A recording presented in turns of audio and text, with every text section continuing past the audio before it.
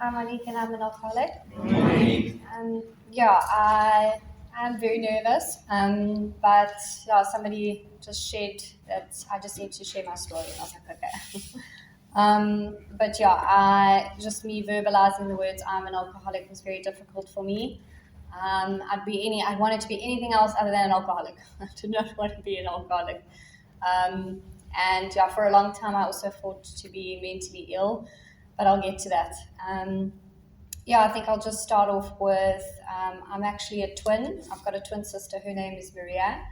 And she's actually always been my biggest supporter in life, which I've never really seen until coming into recovery, properly coming into recovery. My mom and my dad, there was nothing bad about my childhood. I have a lot of great memories, although my dad wasn't really there. In hindsight, he was there, but he was just being the best dad that he could be, but I didn't see that at the time. My sister and I had the same opportunities in life, and why I kind of wanted to talk about my sister a lot as well in my third year share is just because I had no idea that alcoholism was a primary disease. And for me, that was quite stark if it wasn't, then my sister would have turned out just like me. I think for a long time, I didn't really feel okay. One of the first early childhood memories that I had was of school. I remember just being quite fearful of going to school, having to sit in the classroom. The biggest kind of experience around the fear, that's like debilitating fear, was I was in maths class and my teacher, her name was Mrs. Hall, I struggled to write as well. She said I was dyslexic and that I had a speech impediment. And my mom took me to a therapist, and long story short, this teacher would tell me that I was stupid and I wasn't going to go anywhere in life. And that scared me for a long time, to the point where I would make myself physically ill every Sunday so that I didn't have to go to school on Monday to face the fear. For a long time, I've kind of carried that with me. And I guess also used that victim mentality for a long time in my life because it suited me. Going into high school, I was also very fearful of having to start again because my family and I moved. And again, my sister was there for me, but I didn't see that. I did take my first drink when I was, I think I was around 13 or 14. I went to a club in Johannesburg, and I remember I used a fake ID to get into the club, and I loved it. I loved it. I felt older. I felt like, I felt okay. And it felt good for a long time. Even in high school, towards the end of my time in high school, there weren't any consequences yet, and it was an enjoyable time to drink and to just experiment really. But there was something that happened that was quite stark for me again, where I realized that I wasn't okay. I didn't connect to it, but somebody had stolen my phone. And I remember I was angry. I was so angry because my parents had just gotten me, it was the new craze, the Blueberry or Blackberry, whatever phone. And I remember I was so proud of this phone because everybody had one, so I was, in whatever. And I remember that somebody stole this phone from me, and I was angry. And I thought, well, if someone could steal from me, I'm going to steal from someone. And I did. I stole a friend of mine's Blueberry, Blackberry phone, whatever. And I kept that secret for a long time until I got found out and I got exposed. And what I did with that was, I ran. My family saved me yet again because there were small little incidents leading up into this incident where my mother, she saved me. And anyway, my friendship group, they disowned me, and I was kind of just left, with me, and it was a lonely place. And then for a long time, like, I struggled to get through matric, and I did, and my sister just excelled. And my family, I think they've always wanted the best for me and my sister. My sister and I also, we took a gap year after matric, and that was also okay. Like, my parents supported that. My sister and I went on the journey together, and after that, we decided to study. My sister's always known what she was doing with life, and me, I've always struggled to make decisions. I struggle to, still today, make decisions and commit. And I remember my sister was going to do finance at UJ, and my mother and my father said, well, what are you going to do? And I had no idea, and that scared me again. And all those insecurities from my childhood would, like, pop up again. And I remember I said I'll study law. I had no interest in law. I did it just because I wanted to I wanted to make my family proud. I also wanted to prove to the world, that I could do it, and to prove to Mrs. Hall from 5th grade that I was not going to be a failure. And I remember I struggled. I remember my first year in law school, I failed every single test, and I thought, what am I doing? And I went to my mother and I said to her, like, I can't do this. And she said, yes, you can. But where it turned for me was I was friends with a girl, and she said to me, well, come with me to the doctor. So I said, okay, sure, no problem. So I went with her to the doctor, and the doctor prescribed her medication to help her concentrate. And anyway, long story short, I started taking this medication, and everything changed. My perception, how I felt, how I was doing. Like, it just changed, like, over, I would even say, like, thinking about it now, I can't really think of the rest. It was like overnight. Like, I had found something that just made sense to me. Like, everything just came together. And kind of like the first time I took alcohol, really, it just made sense. But what had happened from using this medication was I started to get the results that I wanted. My family were approving of me and what I was doing. I was on the same plane as my sister, and the fear left. The fear had left, and that was amazing. Like, I thought, well, I need to keep this. I need to keep this experience and this feeling. And I remember how hard it was to get that back. Well, I thought I was getting it back, but I was never able to go back to that first taste of it. And then what had transpired was, I finished law school, and then I went into articles, and what had happened was the consequences had started to pile up, but there were consequences where I couldn't really hide from anymore. One of the big ones were, my mom and I were sitting together one night, and she's always been the bearer of my damage, which I've never really seen, until processing it within the steps. And I remember falling down the stairs because I was out of it, and my mom had to call the ambulance, and I was in hospital. My mother was crying, and she said she didn't know what was going on with me, and I convinced the doctors that I was okay. The medication, the copious amounts of medication that I was on, because, and I hope I don't offend anyone, but the medication was a huge part of my story. But yeah, the substances that I was on, I convinced the doctors that I was not, an alcoholic. And long story short, that didn't stop me. I still have like a bit of a bump on my head from that fall. It was quite bad, and I'm still suffering with the consequences today because of that fall, because of my neck. It didn't stop me, and I carried on. And I remember that's when the conflict started within my family, with my mom and my dad and my sister. By the grace of whatever God was working in my life, because I do, in hindsight, again, see it. I didn't see it at the time. I had a God complex, but now I see it, because I'm awake. God has always been there, and that's a huge part of my story. Higher power, universe, whatever it is, has always been there, and I have no doubt in my life that I need to be where I am today. But it was a process. I didn't want to be here at a point, and I fought that for a long time. But my mom and my dad started to fight a lot because of me.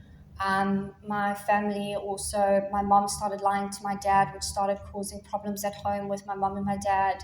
My sister, she was very worried. She wasn't even in the same country, and I started to affect her and her relationship with her partner.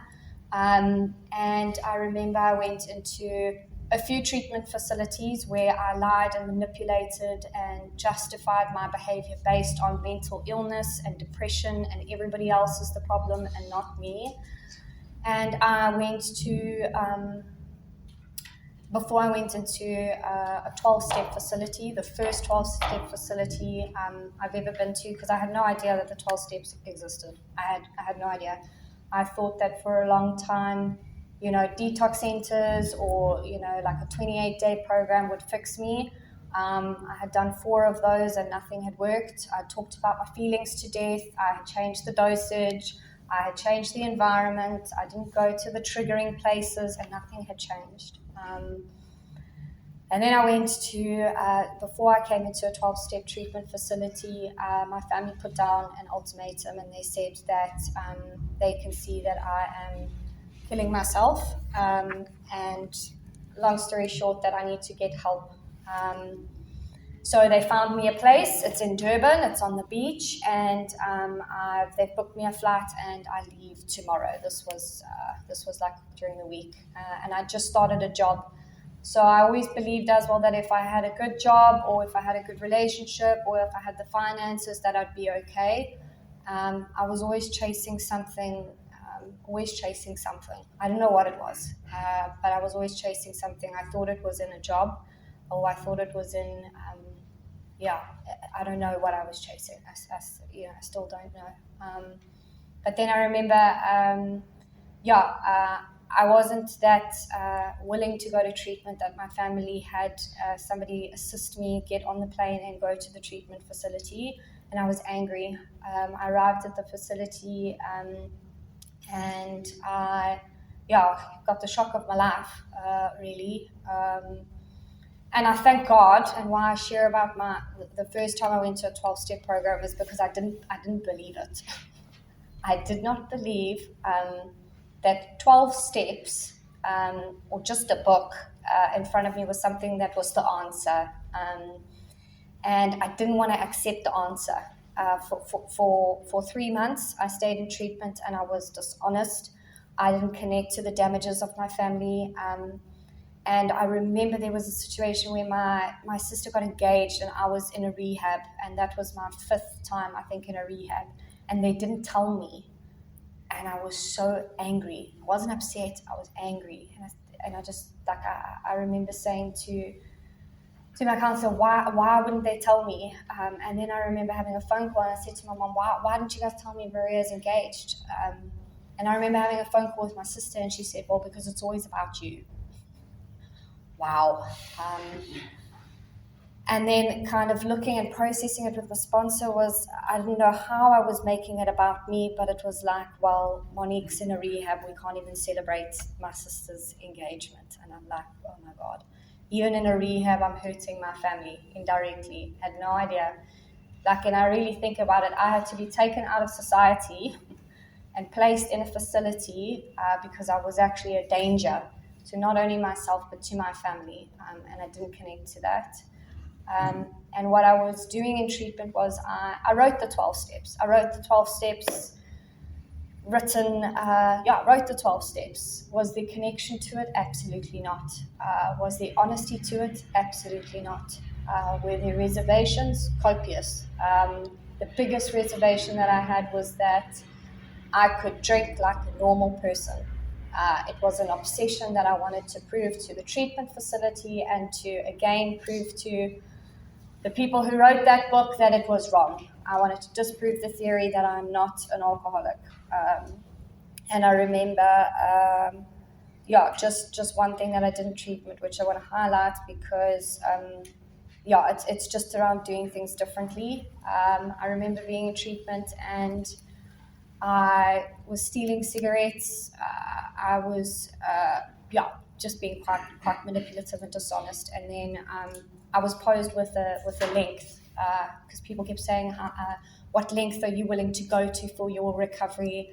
Yeah, any length. But in the back of my mind, I'm like, absolutely not. You can take that, but you can't have that. You can't take all of me. You can have that. And I went down to the halfway house.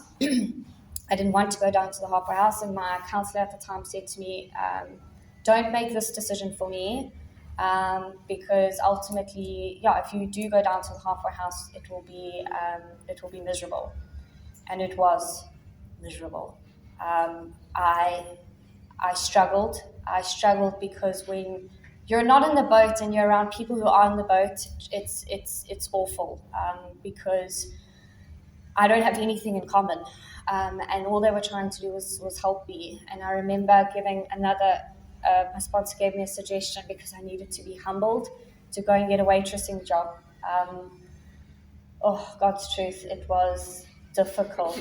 I remember the one day we had no customers. It was at Seabreeze, and my boss gave me a fork. And he said to me, go and pull the weeds out. And it was 30 degrees. The sun was out. And I thought, well, if this is recovery, I don't want it. And there was no willingness. Like, I thought, like really, if this is what people have to do to stay in recovery, like, this is too hard. Like, it's too hard to use a fork to pull out weeds in 30 degrees humidity weather. And I remember I was so dishonest. That same night, I went to a meeting and I shared about how grateful I was. Like, I've had a spiritual awakening, I've been humbled, and it was just nonsense. And anyway, what had transpired. The extent that I'd made my mom so sick was that I got her on board with a plan while I was in the halfway house. And the main part of this was my behavior throughout of it was not okay. I remember being invited to a fellowship event in the halfway house, and I did not want to be there. When I got there, I came up with every excuse to leave. And my excuse was that I needed to go and buy a fan in Imams and Toti. And people just didn't understand why I needed to go all the way to Toti to get a fan. And I lied about it. I did actually go to the pharmacy and I bought 2 boxes of MyPaid. And the point of the story is that I knew I was going to pick up. In that moment, I knew that I was not okay. My behavior was not okay. I was dishonest. I manipulated people. I had people worried about me. So in that moment, driving back, when my sponsor said to me, where are you? And I'm like, no, I'm looking for a fan because Gain has got a special. I'm in Mams and Toti, but I'm on my way back now. I knew in that moment that I was going to pick up, but I didn't expose it. I did not reach out for help. I held on to that thought in my mind because, it was quite powerful at the time, and I do believe I was I was never too far gone to ask for help, but how it had transpired was exactly how I believe my higher power needed it to happen. And long story short, I remember driving back. I was on my way to Joburg, and I had my plan. I had my plan around how I was going to pick up, and I manipulated my sponsor into saying, well, I'm going to drive a day early just to go and surprise my mother. And I just want to pause it there because my mother and my father and my sister had so much hope when I was in the halfway house in the first time. And I ripped that away from them. Not just once, a few times. And I remember driving to pick up, and I tried to stop, but I didn't. And I remember justifying why it would be okay just to take one. And I took one, and it was not enough. And I still lied. And then I got home, and then I remember even posting on the halfway house group like a video, like this is how dishonest and manipulative I was. And I was high at the time.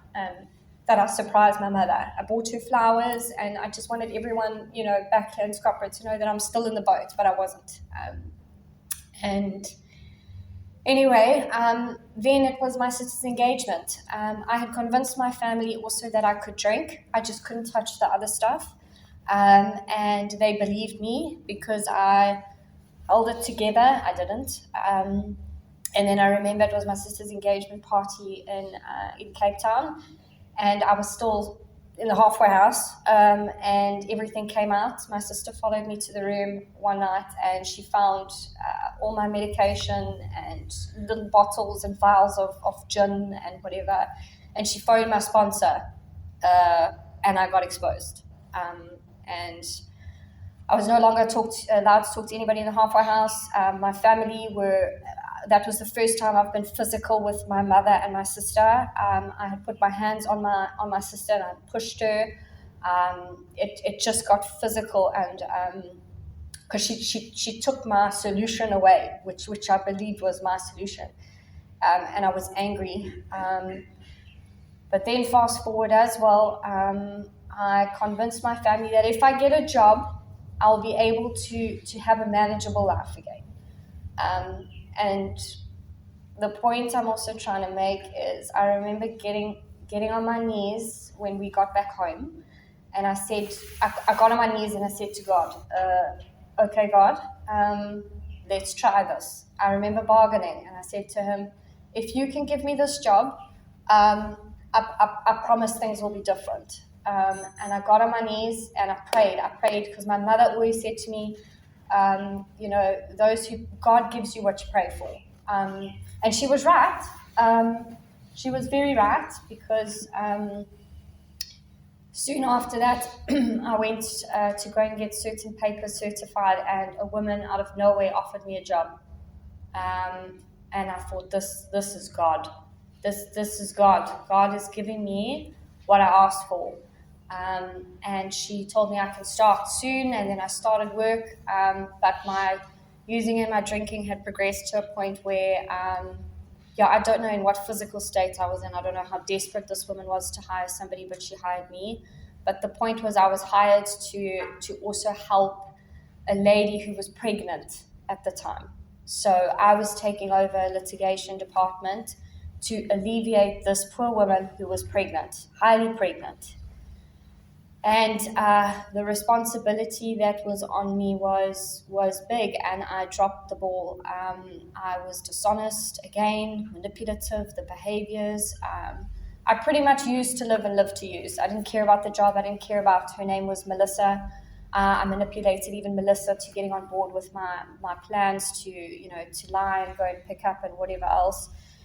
And then I remember getting to work, and I was just at a point of being absolutely tired. Not tired enough yet. And I remember I still had the halfway house keys with me in Scotland. I don't know why I held on to the keys and why I had them with me that day.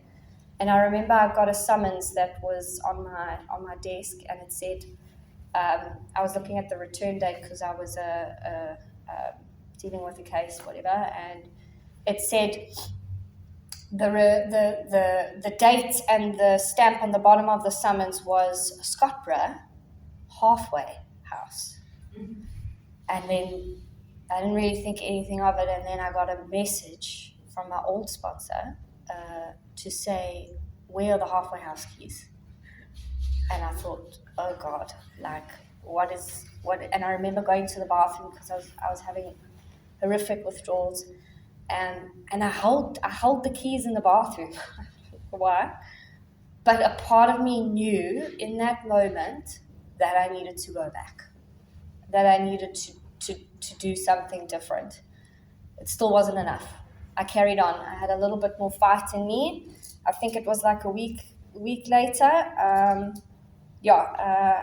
it was a Friday. I started drinking, and I thought this is too much for me, and my mom left she was going to the shops, and I got a rope out of the shed, and I thought, okay, this is me, I'm done now, I'm tired, I want to end it, whatever. And I remember in that moment something stopped me. I don't know what it was still to this day, and I experienced step 1, step 2, and step 3 all in one. And how I experienced that was something told me to reach out, and I was scared to, because I knew what that entailed. I knew what the 12 steps had entailed, which was ideally owning who I am, taking responsibility, which I didn't want to do. And I phoned my old counselor, who answered, and I don't know what happened, because, again, this was all God-driven, because COVID hit in March. Can't remember the exact date. I think it was around the 15th. The facility actually closed its doors because of COVID. I think it was around the 20th of March. I can't really remember. So no one in and out because of the COVID restrictions. My counselor, my sponsor at the time, who I called for help, she picked up that the plane ticket that my mum had booked, because she was so scared, she wanted me out. She booked the wrong date, and it was actually the date that this facility was going to close. And we changed the date to the 15th of, or was it the 13th of March? And I remember driving to the airport with my mother. She was so petrified. She had no shoes on. I think she was barely dressed. She didn't even have a bag on her. And we got stopped by the police.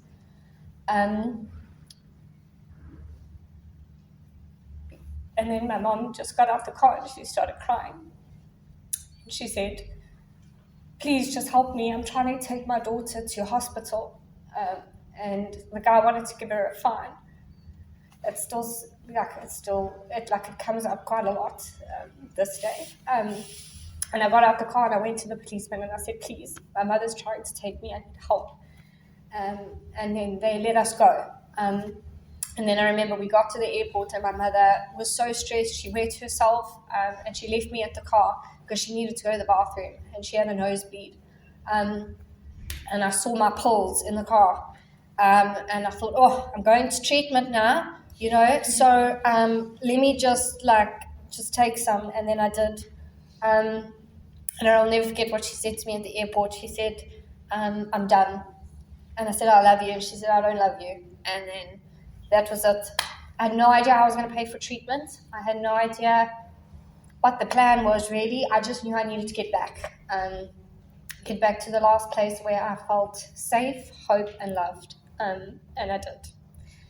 And sure, that was a journey. I remember getting back and somebody who isn't with us today, he said, "Welcome home." And I thought, oh, God's truth.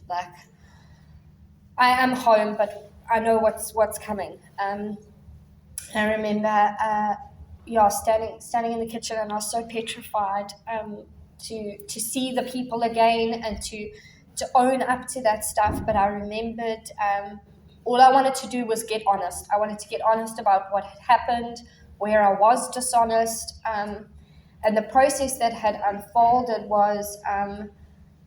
It was difficult at the time, but I think for a long time I didn't want to take responsibility for what I had done.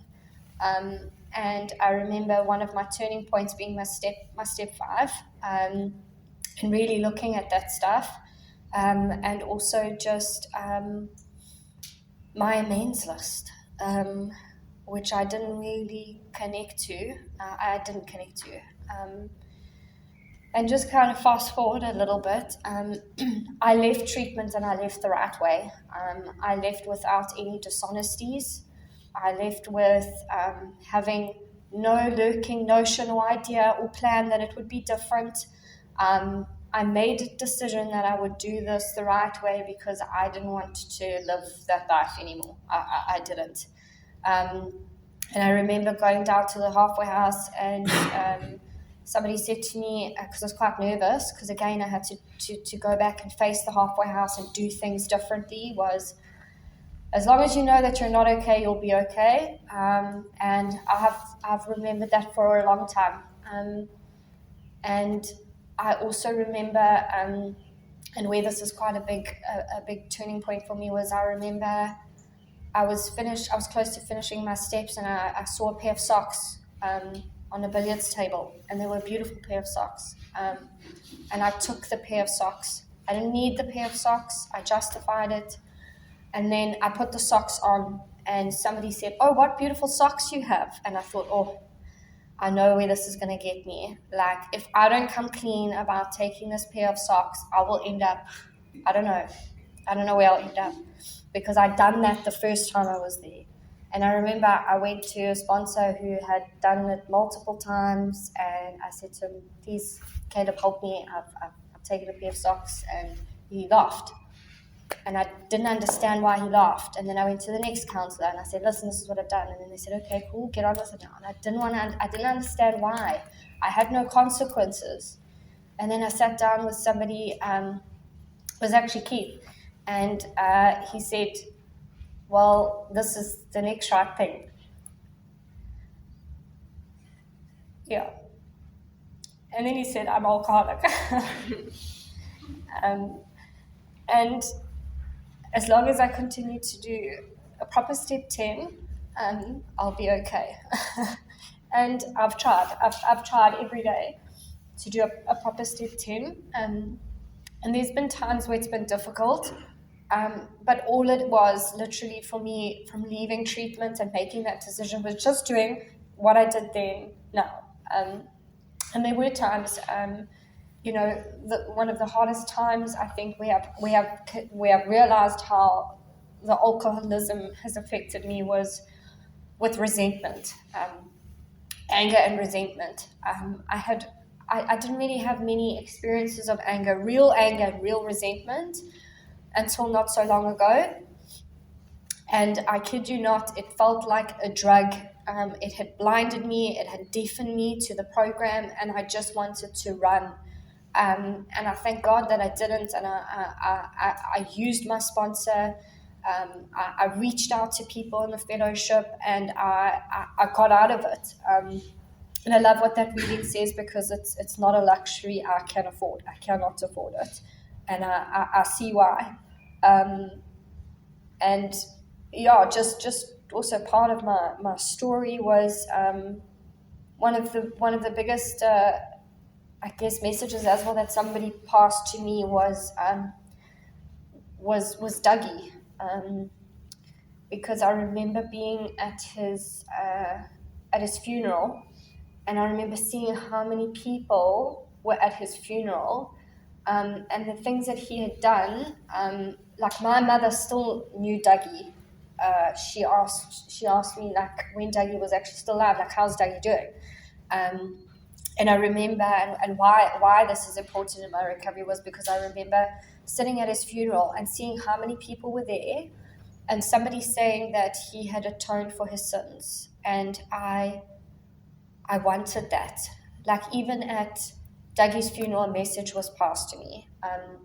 A man who lived this program, actually. And I want that. I still want that today.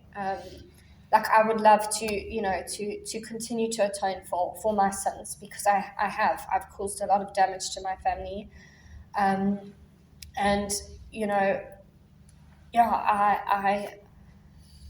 I remember somebody also saying that if you want to be special and different, you know how you can do that? I said, no. He said, you can be a part of the 3%. And I thought, wow, like, that's quite something. I've always wanted to be special and different, so I want to be a part of the 3%. And what recovery has ultimately given me is taking responsibility has been something that I've run away from my entire life. But the process of being exposed was uncomfortable. It was uncomfortable, but one thing that I'm extremely grateful for today is I've got my family back. I've gotten through. I was able to be next to my sister at her wedding, being her maid of honor, clean and sober, and making it about her. I could say a speech clearly. I helped my dad say a speech, and he was nervous, so I could help him. I was just of service, to my family, and it was honestly one of the greatest gifts of my recovery. My mom as well. She now wants me home. She doesn't lock her bag away. She turns the security cameras off now, when I am home. And that's like incredible. My dad as well, my mom and my dad's relationship that's all God. I had nothing to do with that. They are now able to sit in a house and actually have a marriage. And that's, again, like how powerful recovery is, because, addiction, ruined my family, and now, recovery is restoring my family. But it's a constant process.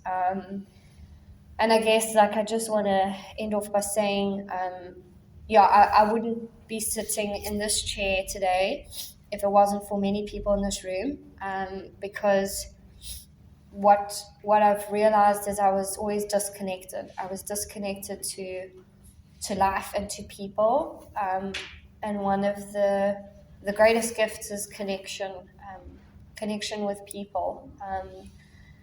And I think if I can just say, if anyone is struggling, you don't have to anymore. And I didn't realize that it all came down to a decision, because another thing that that Cass always shares about is and it's you will always live the results of your decisions. And by the grace of God, the one decision I made right was calling and asking for help, because I would not be here as well if it wasn't for that phone call. But I'm extremely grateful for having recovery. Thanks.